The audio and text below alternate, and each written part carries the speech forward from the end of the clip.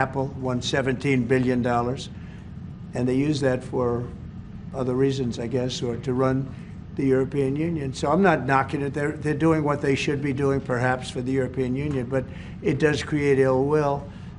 And as you know, we're going to be doing reciprocal tariffs. So whatever they charge us, we're charging them. Nobody can complain about that. Whatever it is, it doesn't even matter what it is. If they charge us 25 or 20% or 10% or 2% or 200%, then that's what we're charging them. And so I don't know why people get upset about that, because there's nothing more fair than that. And we had a problem with Ontario, and they dropped that when I let them know what we were going to be doing. They dropped it immediately, so I'm glad, because electricity, you shouldn't be playing with electricity. It affects people's lives. Actually their life. I mean, it can affect, depending on weather, it can affect their life, so we can't do that. And it doesn't make sense that our country allows electricity to be made in another country and sold into us. Who did that deal for the United States? Okay, I looked at that long ago, and I said that's not something that's very smart. So we've had a lot of bad trade policies, and yet we're doing very well right now. But we're doing well because I won the election. If I didn't win the election, you would have had a very bad period. I think a lot of the stock market going down was because of a really bad 4 years that we had. When you look at inflation and all of the other problems wars and inflation and so many other problems. But we're going to have very good years. We had, I don't know if you saw a little thing like the cost of eggs, little to you, but big to people out there, down almost 30% in the last few days. We got it down. We did a lot of things. We have a great Secretary of Agriculture, and we did a lot of things that got the cost of eggs down very substantially. And so many other things. A very big thing that I'm very happy with is oil is down to $65 a barrel. And that's faster than I would have anticipated. We put on the gas, we stepped in the gas in order to get oil, and what's happening. So we're getting that down. And when energy comes down, prices are going to be coming down with it. So in a very short period of time, we've done a very good job. And I think that the tariffs that we're talking about, and again, reciprocal, I think that the tariffs, there are some cases where they're a little beyond reciprocal, because we've been abused for a long time as a country. We have been abused really for a long time, and we will be abused no longer. Okay. Are you going to retaliate to the EU retaliation? Education, sir, would you describe for us, is this meeting your vision by cutting about half the workforce? And what responsibility do you feel to the civil servants who have now lost their jobs? Many of them worked at the Department of Education during their first term. Sure, I do. I feel very badly, and but many of them don't work at all. Many of them never showed up to work. Many of them never showed up to work, Kelly, and unfortunately, and that's not good. And when we cut, we go, and that's what I had a number of meetings with a lot of people over the last couple of months. When we cut, we want to cut, but we want to cut the people that aren't working or not doing a good job. We're keeping the best people. And Linda McMahon is a real professional, actually a very sophisticated business person. And she cut a large number, but she kept the best people. And we'll see how it all works out. But our country was run very badly. I mean, whether it was that or contracts that were signed that was so bad, so obviously bad, and I go through them in speeches. I could go through them all day long. I could read for billions and hundreds of billions of dollars, and all of that fat and waste and fraud and abuse is being taken out. But it's incredible what's happened. Now, Department of Education's, maybe more so than any other place, has a lot of people that can be cut. They're, number one, not showing up to work. Number two, they're not doing a good job. And if you take a look at our education process, and if you look at the charts, because they have numerous charts where they do the top 40, we're at number 37, 38, 39, and 40.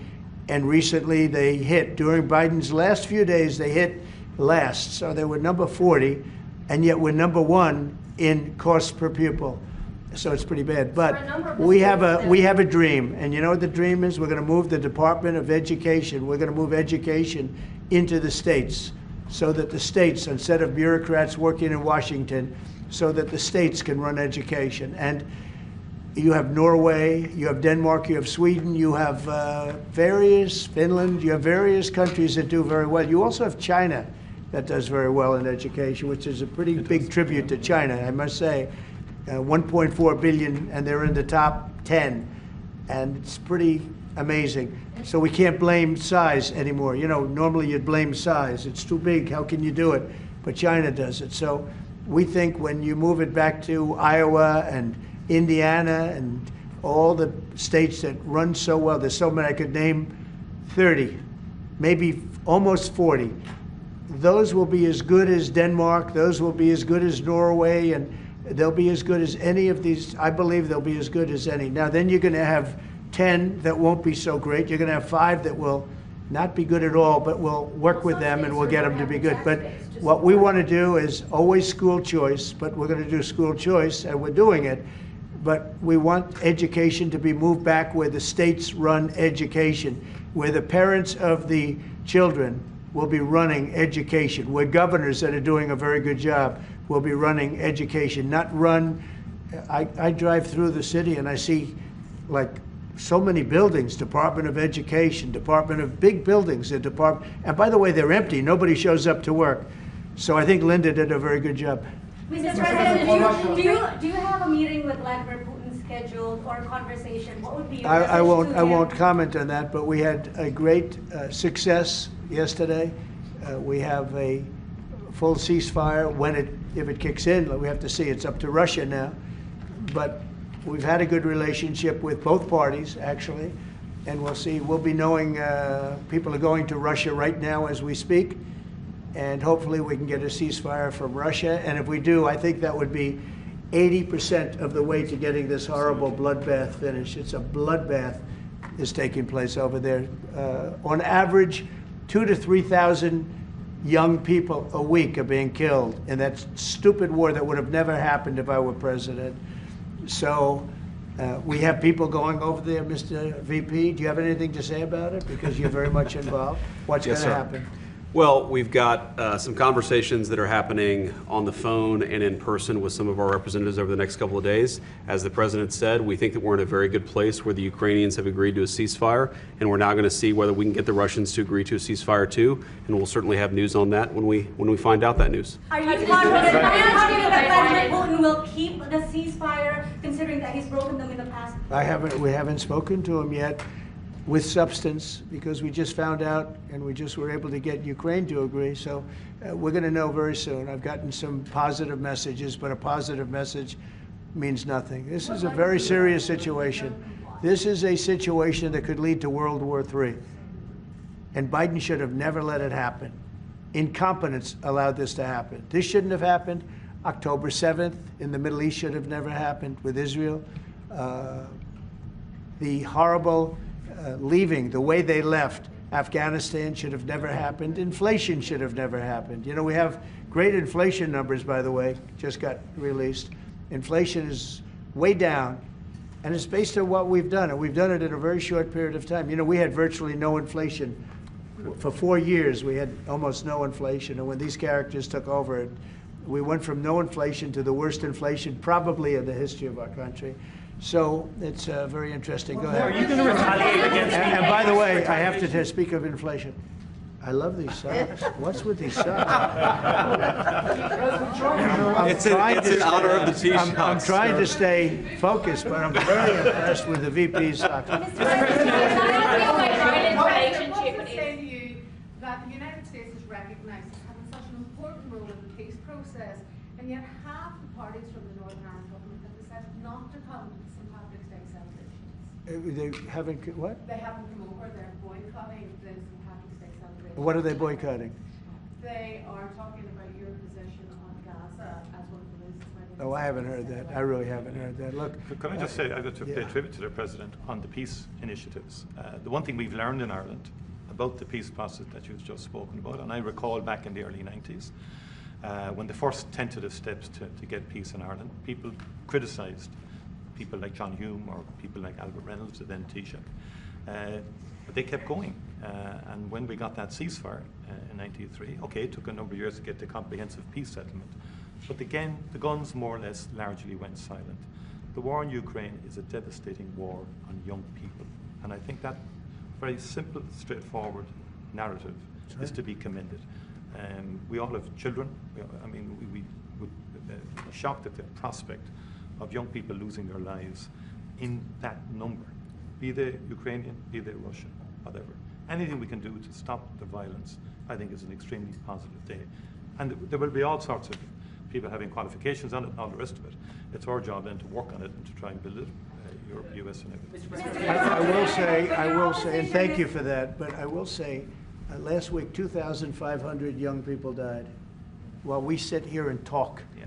And while they talk about peace, but they've been talking about peace. This should have never happened. This war should have never happened. It would have never happened if I was president. That's what makes me more angry than anything else, because you've had far more people die than they report, than these people report, for whatever reason. But you had far more people. The numbers are far more devastating. You'll find that out someday. And it doesn't affect you very much. They're not Irish, and they're not from my country. They're from Russia mostly, almost all from Russia and from Ukraine. And people could say, why are you doing this? Why are you involved in that? Because 2,000 people a week are dying. And they have families, and they have mothers, and they have fathers, and they have sisters, and they have brothers and friends. And they're dying. And I've seen the pictures, the satellite pictures that we see all the time. And it looks like Gettysburg in its prime, because that was, they say, one of the most horrific battles ever. You have kids lying all over these fields that are dead, because the weapons today are unbelievable, between drones and various types of guns. I'm not even talking about beyond that with the big babies. You understand what I mean? I hate to even mention the name, the nuclear name. I hate to mention it. But you have weapons today that are so powerful. And I see kids every week. I see pictures of kids laying all over the field dead. They're dead, beautiful kids, they're dead. And they're not from here and they're not from where you are, but he's working very hard. We're all working hard to get this thing finished. It's crazy over nothing, and it's not going to go anywhere. It's just a terrible situation. And I think we have a chance to get it done. So we've gotten half of it as a ceasefire, and if we can get Russia to stop, then we have a full ceasefire, and I think it'll never go back to war. I think something will happen. Can I ask you about Ireland's relationship with Israel? There's been a lot of talk recently. The government are looking to bring in what's called the Occupied Territories Bill, which would ban goods from occupied territories. I know you met with Prime Minister Netanyahu recently. Did Ireland come up in that conversation? Did he raise any concerns about the Irish government? One thing I'll tell you, you're not from Israel, that's for sure, huh? She's definitely not from Israel. It's an interesting question coming from you. We talk about everything. Israel has been under siege, as you can see, and they had to fight back. October 7th was a terrible thing. People don't like to mention it, but it was a terrible, terrible day in the life of the world. And it's amazing the way people don't mention that, but it was, I've never seen anything like it. Those are other clips I get to see. You know, as president, you get to see clips that you'd rather not see, but I see clips, and that was a terrible day for the world. And we're working hard with Israel. We're working hard to see if we can solve the problem. I will say I just saw 10 hostages, and they were treated really badly. They were really treated badly. I was shocked. I asked them, was there any kindness shown? They were in there. One was in there for 500 days. One was 323 days. I said, was there any, 10 of them, I said, was there any kindness displayed? Like, did they ever, like, say, don't worry, you'll be okay? Or give you a little wink, or give you, like, an extra slice of bread or something? And everybody said, all of these people said, zero. It was hatred. It was pure hatred. So, I mean, that's a very deep-seated problem. Could you give the Taoiseach some advice? Ireland is in the midst of a housing crisis now, and I know you have a lot of experience as a businessman. How can the state build tens of thousands of houses at speed? You know why they have a housing crisis? Because they're doing so well. They can't produce houses fast enough. That's a good problem, not a bad problem. That's a very good answer, President. Congratulations. No, it's true. Will you put more tariffs on the EU, Mr. President? Mr. President, will you? Everybody should have that problem. That's okay. Will you put They're more gonna tariffs do- on the EU? I know this gentleman. He'll get it solved. Will you put more tariffs on the EU? Will you respond to their retaliation? Oh, of course I'm going to respond. You will The retaliate with problem more is our tariffs. country didn't respond. Look, the EU was set up in order to take advantage of the United States. Including Ireland? Is Ireland taking advantage of the US? Of course they are. I can't, I have great respect for Ireland and what they did, and they should have done just what they did. But the United States shouldn't have let it happen. We had stupid leaders. We had leaders that didn't have a clue. Or let's say they weren't business people, but they didn't have a clue what was happening. And all of a sudden, Ireland has, our pharmaceutical companies and other, this beautiful island of 5 million people has got the entire U.S. pharmaceutical industry in its grasp. And you mentioned housing and you mentioned other things. I mean, I have property in Ireland, as you know, and I love it. It does great. But I'd like to see the United States not have been so stupid for so many years, not just with Ireland, with everybody. I looked at trade deals. I was telling the group yesterday, I looked at trade deals in term one. It's one of the reasons I decided I had to do this, because somebody had to straighten it out, and I didn't see anybody that was going to. I looked at trade deals that were so bad, I'd actually say, how is it possible that this could have happened? Who would have been so stupid to let these deals happen? For instance, when the pharmaceutical companies started to go to Ireland, I would have said, that's okay if you want to go to Ireland. I think it's great. But if you want to sell anything into the United States, I'm going to put a 200% tariff on you. So you're never going to be able to sell anything into the United States. You know what they would have done? They would have stayed here. So do Are you want planning to lower corporate taxes to match? He's so lucky that I wasn't. Are you planning to, He's so sir, lucky. are you planning to lower corporate taxes to match Ireland? Are you Look, planning to lower corporate taxes to match Ireland? to Well, we ensure are that planning to lower taxes, yeah, if the Democrats behave, but the Democrats have no clue. You saw that the other night during the speech. 2 young women were slaughtered by illegal aliens. 1 young man has very serious cancer and many other problems. We look at the people up there, they all had difficulty, very serious difficulty. But when we're talking about 2 young girls, beautiful young girls, Lake and Riley, you know the whole story. That evening was a disaster for the Democrats, in my opinion. And I would mention, and I'd see 2 mothers that were inconsolable as they stood, crying. Their daughters have been absolutely just destroyed, killed, viciously killed. And the young man who loves the police departments, he had cancer and has cancer, very bad cancer. There wasn't from people sitting there, Democrats, there wasn't a hand clap. Nobody stood. They were just stone-faced. These people are sick. There's something wrong with them. There was no standing for anybody. The only thing they liked is when they heard about the death taking place with Ukraine. They were happy about that. They were happy about that. Pocahontas was very happy. She's the one that was slapped. That's why I looked at her. I said, oh, it's Pocahontas. These people are sick. They don't know what's happening in the real world. The Democrats have to get their act together. And if they don't vote, then what you're going to do is you're going to have taxes that are going to go through the roof. You're going to have a very bad time. You're going to have some very bad things happen. And people are going to blame the Democrats. And Schumer is a Palestinian, as far as I'm concerned. He's become a Palestinian. He used to be Jewish. He's not Jewish anymore. He's a Palestinian. Okay. On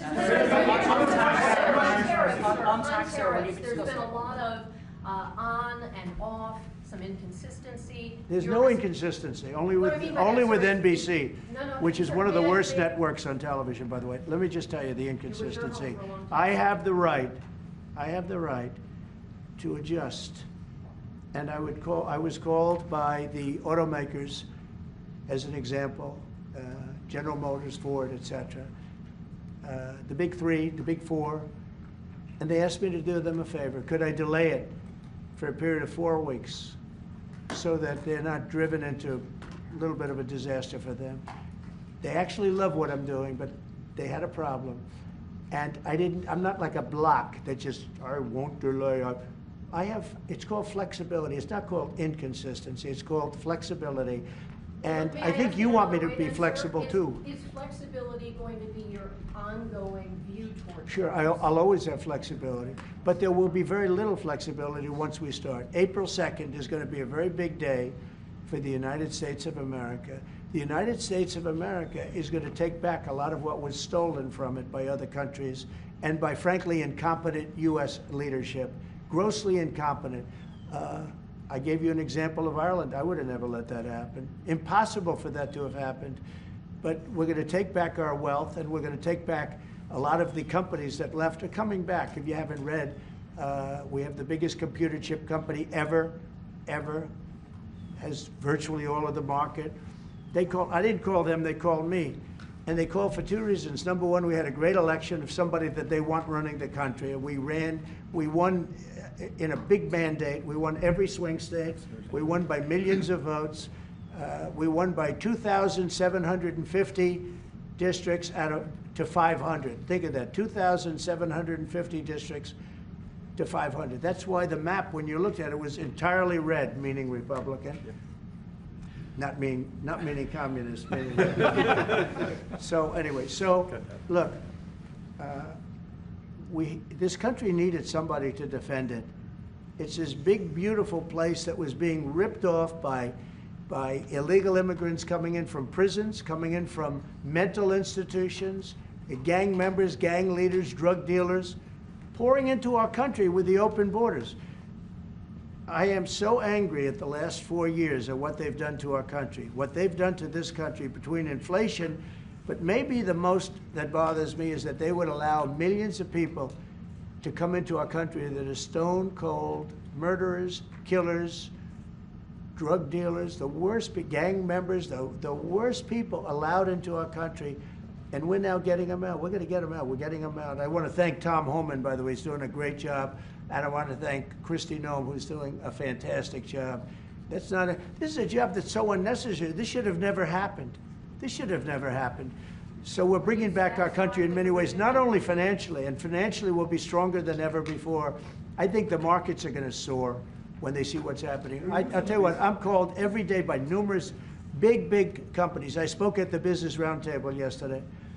They had the largest attendance they've ever had. And these are only the CEOs and chairmen, but mostly the people that run, the boss, the people that run the top 150 companies. 150 people showed up. Every single company showed up. First time it ever happened. It's been around a long time.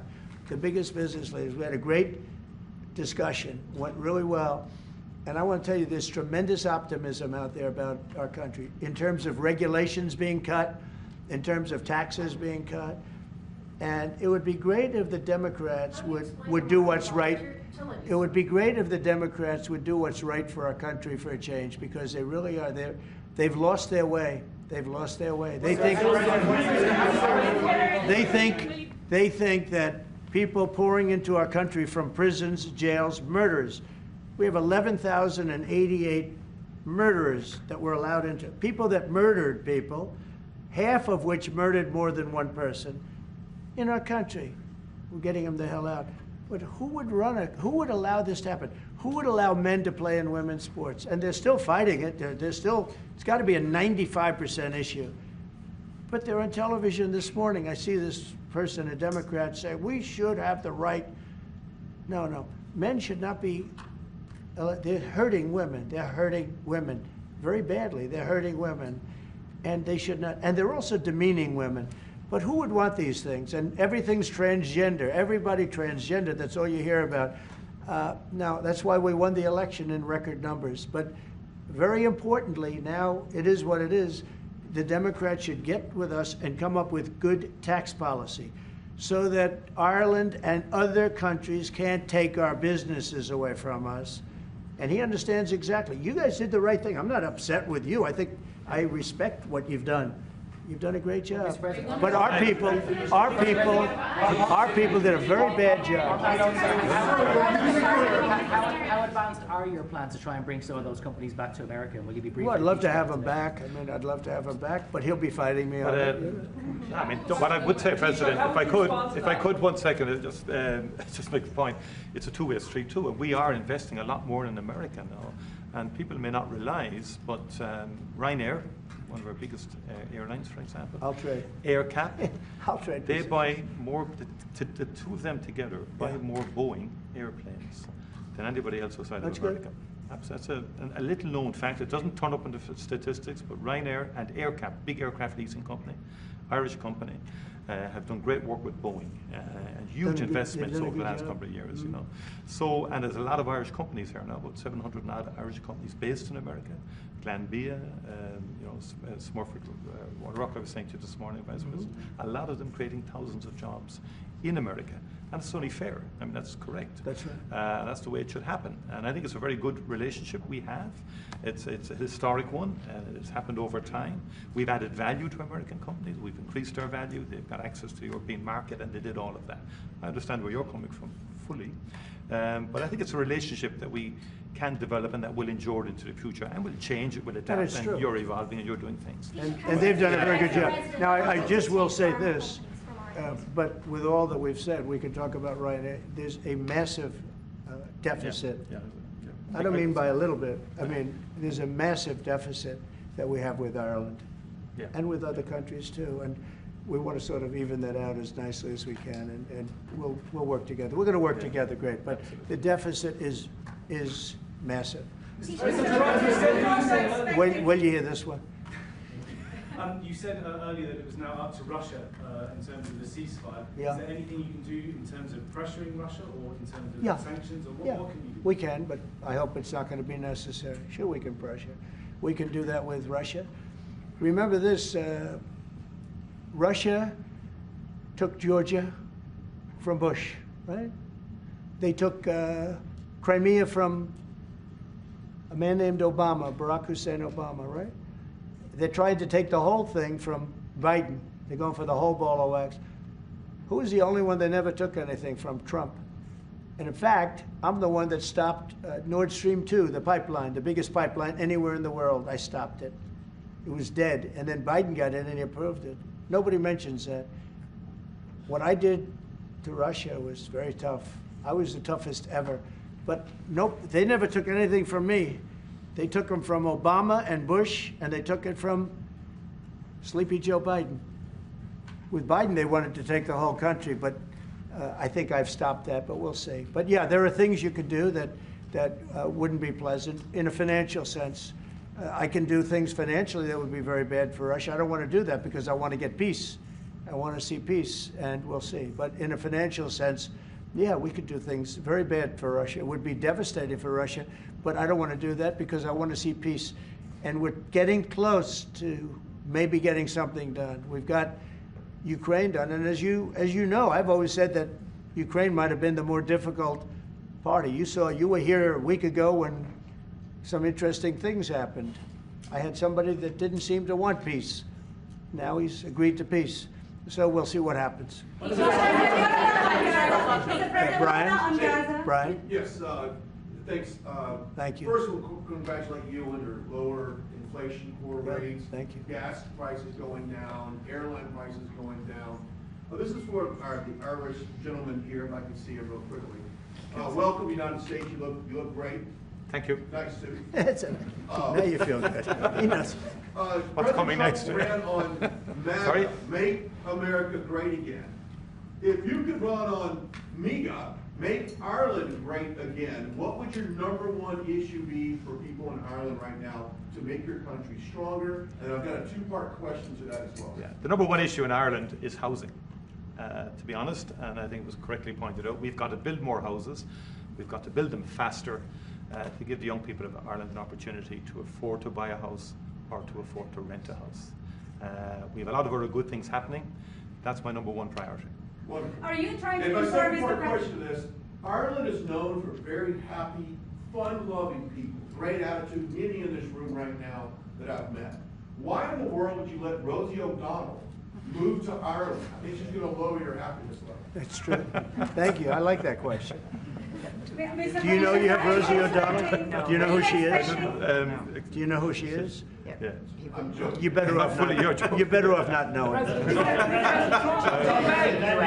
Minister, are you expecting to inform the President your views on Gaza, considering that you have diametrically opposed positions on the state of Palestine? Your country is one of 3 in Europe that recognizes the state of Palestine. Are you expecting to discuss this with the President? Are you expecting to inform him? I don't have to inform the President. He's very well clued into the whole situation. We shared the President's, again, unrelenting focus on peace.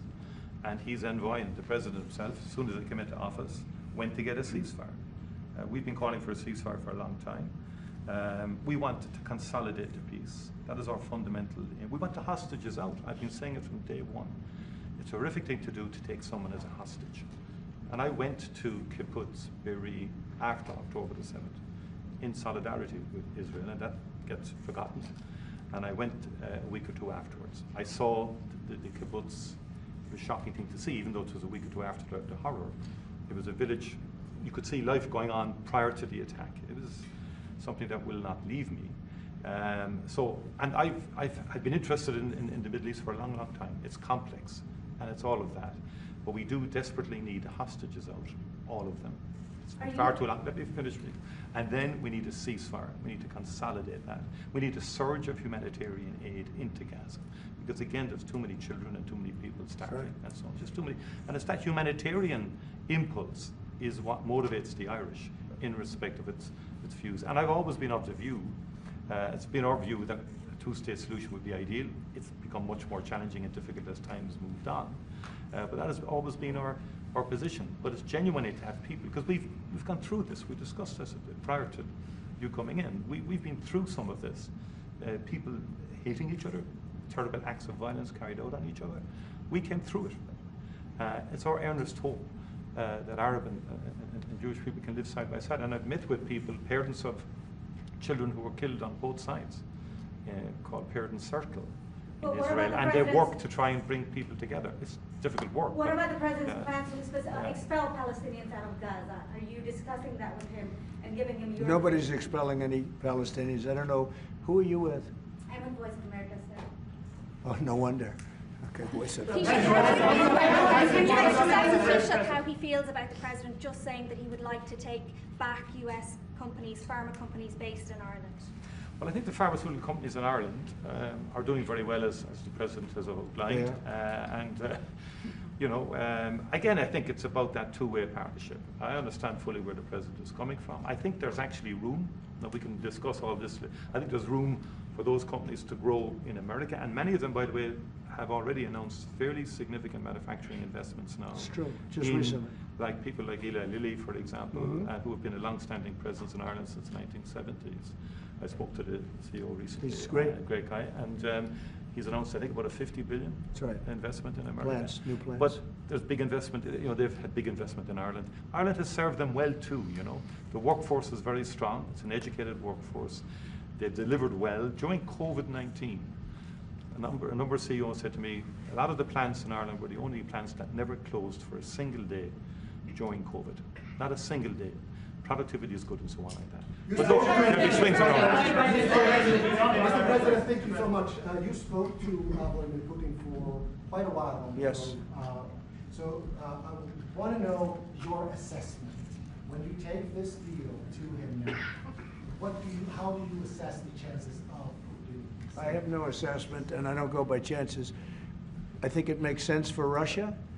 A lot of downside for Russia too, and we have a very complex situation solved on one side, pretty much solved. We've also discussed land and other things that go with it. We're not just doing it and saying ceasefire. We don't know what's happening. We know the areas of land we're talking about, whether it's pulled back or not pulled back. We've discussed a lot of the details of what has to go because we don't want to be wasting time. We don't want to be wasting time while people are dying. I mean, as we're sitting here, you probably had 2 people die on that very open field. It's dead flat. It's great farmland, and it's dead flat. There's no protection. The only thing that stops a bullet is a human body. And these are bodies that are young people, and they're stopping a lot of bullets because a lot of bullets are flying across those level fields. Dead flat, no protection whatsoever. It is a disaster. And so I hope he's going to have a ceasefire. You are using the American leverage to get a lot of political issues. Well, I don't want to get into that, but if I had to, I'm the only one that's dealt with them successfully. Everyone else, I went through it. Bush didn't deal with them successfully, dealt with them terribly, got ripped off. And Obama was a disaster. You know, they have with Obama, he gave them sheets, and I gave them anti-tank missiles. You know that, right? It's called Javelin. You know the Javelin? I'm the one that gave them the Javelins. People don't say that. And then they say, oh, Trump has a great relationship with Russia. I'm the one that gave him the Javelins. Obama gave him sheets. That's an expression.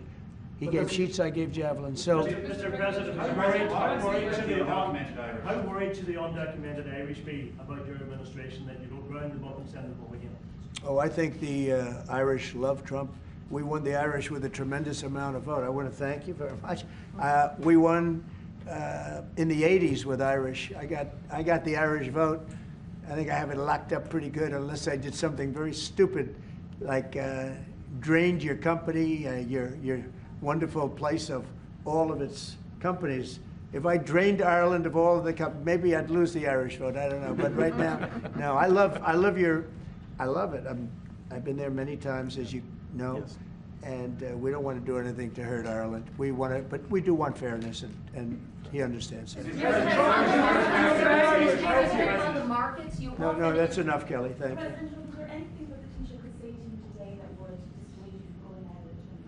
I can't hear.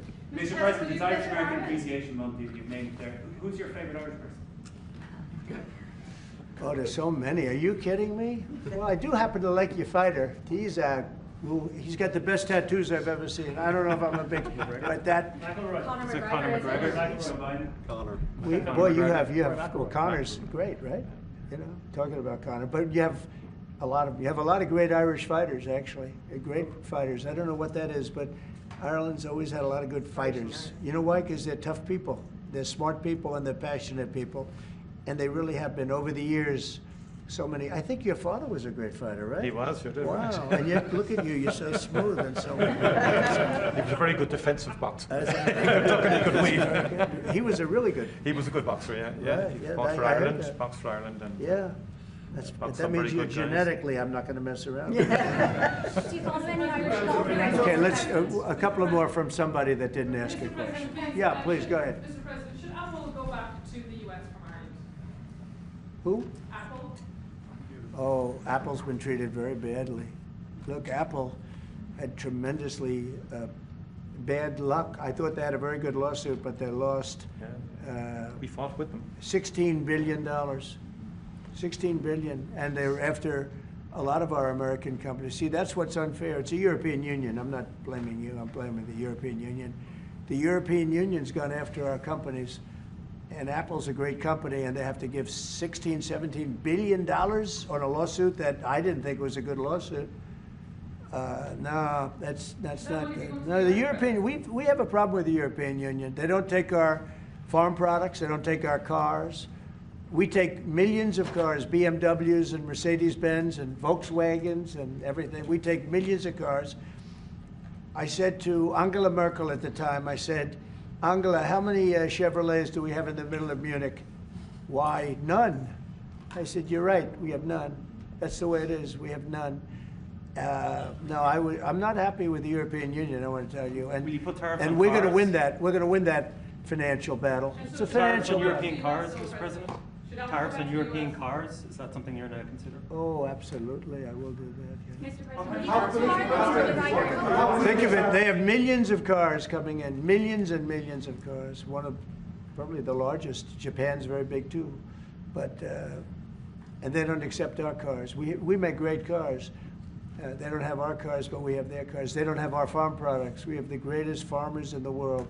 They don't accept our farm products, and we accept theirs. So, you know, things are going to change unless they do what they have to do, and they know what they have to do.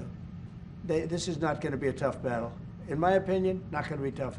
Just like when Ontario charged us, everybody said, oh, they just charged. I said, this will be won in 1 hour. And they announced what we were going to do, and they withdrew their little threat. And what they don't say in Canada is that 270%, have you ever heard that? We have tariffs on dairy products from Canada of 270%, going up to 400%. You never hear that. Canada's absolutely one of the worst. And we, when I say worst in terms of charging tariffs. Their dairy products, they charge our farmers 240, 250, 270, and 400%, okay? Think of that for dairy product. And we charge them like peanuts. You know why? Because we've been improperly run for so many years. I had that all settled in my first term. But then, of course, Biden, you know, he let everything go to hell. One of the things we did is we took from China hundreds of billions of dollars, and I have great respect for President Xi. But he understood that. He understood it was a one-way street, and you can't have a one-way street. Okay? One more question. Can you say which countries you might target in your next travel ban? Say it. Can you say which countries you might target in your next travel ban? Wouldn't that be a stupid thing for me to say? He said, which countries am I going to target for the next travel ban? As part of the, Can you believe somebody would ask that question? As part of the... Well, we're going to talk. We're going to be talking really to the European Union. You know, I will tell you this one little, we'll end it with this. So I have a property, a big property in Ireland that you know well. It's one of the most highly rated hotels in all of Europe. It's beautiful. Doonbeg. It's a beautiful 600 acres on the ocean, and everybody knows it. And we have a beautiful hotel. And I was going to do a project there, a big expansion of the place. This was when I was a civilian, before the presidency, before I even thought about the presidency. But I was going to do a really beautiful expansion of because it does very well. And I got the approvals from Ireland so quickly. They were so professional. They wanted it. You know, it's economic development, it's jobs, it's construction jobs, a big expansion, beautiful expansion. But I was told something that bothered me. They said, sir, you also have to get approved by the European Union. I said, why do I have to go to the European Union to expand a hotel that's in Ireland? They said, well, that's the way it is. I say, well, shouldn't that go fast? They said, no, it'll take at least 7 years. You gave me the approval in about 4 weeks. It was a beautiful, professional. If you took 4 years, you wouldn't have done a better job. You know, everything was done environmentally, everything. There's no reason to take very long. I had everything from Ireland in 4 weeks. And then I hired somebody. He said the process will be from 5 to 7 years. And I said, oh, really? And then I found out that they weren't playing games. Now think about how bad that is for your country. So that was my first experience with the European Union. And I dropped the project. I just said, I'm not going to do that. I'm not going to go 7 years to expand something. But I have to, I'll hand it to Ireland. You were so professional, so good. But I don't know why. European Union had to approve it. Yeah. And with them, it was deal. And that's the European Union. So it was a very bad experience I had. Just say, President, you have the distinction of being, I think, the only president that has physically invested in Ireland. That's through good. your Doonbeg. And it's been a good investment. And I mean, for anybody, you should go there. It's just stunning. I love this. No, I mean, even if you don't play golf, I mean, it is a stunning landscape. Yeah.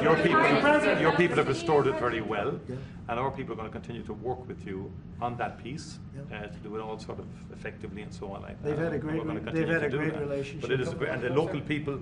My local councillor, Rita McInerney, texted me last week to say, tell President Trump to thank his family for the way they've worked with the local community and for the work that they've done.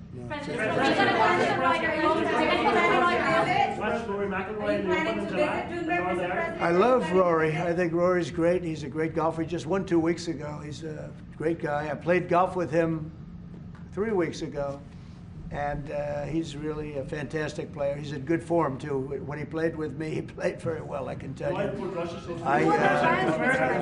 No, Rory certainly is one of the favorites. He's always going to be one of them. He's a very talented guy. He's a very good person, too. Are you planning to visit Dubai, Mr. President? I will. I'll get there sometime. I hope soon. In fact, if we meet, we'll meet at Doonbeck. Okay, I would love it. But I hope to be able to get there. Mr. President, does America have a future in NATO? What's that? Does America have a future in NATO? Well, NATO has to treat us fairly. If they pay their bills and if they do what they're supposed to do. When I first got involved with NATO, as you know, they weren't paying their bills. There were 28 countries, and most of them weren't paying. And I got them to pay. And they paid billions and billions of dollars. I made a certain statement that I'm not going to be involved with NATO unless you're going to pay your bills. And I was asked a question, if we don't pay, are you going to help us? I said, no, if you don't pay, you're saying you're delinquent. A real estate term. You're delinquent. You're not paying your rent. You're not paying your bills. If you're not paying your bills, I'm not going to help. And everybody we took in, your Secretary General will tell you, he was very generous to me. He said, I've never seen anything like it. Money came in by the billions and billions and billions of dollars, and NATO became much stronger. Now, NATO's expended a lot of that money in fighting this horrible war. It's too bad they had to do that. But they had the money from me. I was the one that got people to pay. The countries, most of the countries were not paying, or they were paying a very small amount. So we'll see. But NATO can be a force for the good, absolutely. Would you like to see Ireland join NATO, Mr. President? That's up to Ireland. Well, do you think Ireland and the EU are too close? Do you think that perhaps, like you said, We are very close. No, Ireland and the EU. Do you think there's too close a relationship there? Do you think there needs to be a separation, like you said, if you can't get planning permission when you can get it in Ireland, but you can't get it in the EU? Do you think? Well, look, I can just tell you about my personal experience. That Ireland treated me very well, and the EU was terrible, and they stopped really a magnificent addition. It wasn't a big deal from the standpoint of the world. It wasn't like the things we're talking about now, but it would have been a very beautiful addition. And they stopped it, which is bad for Ireland, and I don't know why. I don't know why it would take 5 to 7 years to get something approved, but that's what it was. Thank you all very much. Thank you. Thank you. We're headed out. Thank you. All right, headed out right behind you, right behind you. Right through this door. Thanks, guys. This way. Thank you. I should have. Thank you.